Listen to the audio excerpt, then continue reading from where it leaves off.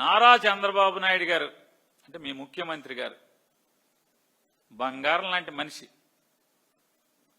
ఆషాఢభూతిలాగా ఆయన వెనకాల సూట్ కేసులు తిరిగి తిరిగి తిరిగి లటక్కని కసక్కని పొడిచేసి అతన్ని పడేసి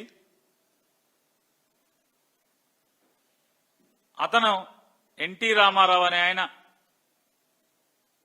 క్యారెక్టర్ లేని వ్యక్తి అని బహిరంగ స్టేట్మెంట్లు ఇచ్చి ఎన్టీ రామారావు గారి ఫోటోని తెలుగుదేశం పార్టీ సభ్యత్వ పుస్తకాల మీద కూడా తీసేసి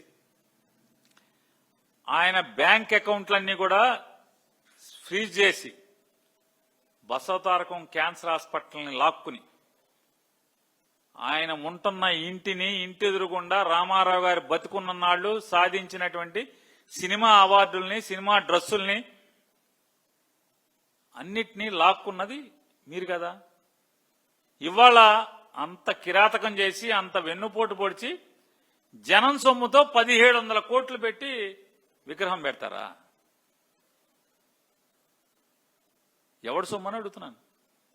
మరి రామారావు గారిని నైతిక విలువలు లేని వ్యక్తి అని నారా చంద్రబాబు నాయుడు గారు ఊరు వాడ అల్లరి చేసి ఎన్టీ రామారావు గారు లక్ష్మీపార్వతి గారు కొంగుచ్చుకు తిరుగుతున్నాడని రామోజీరావు గారు కార్టూన్ రాసి పేపర్లో వేసి ఇవాళ ఏ ముఖం పెట్టుకుని మీరు సిగ్గు లేకుండా జనం సొమ్ముతో 1700 కోట్లు పెట్టి రామారావు బొమ్మ పెడుతున్నారా అని అడుగుతున్నాను.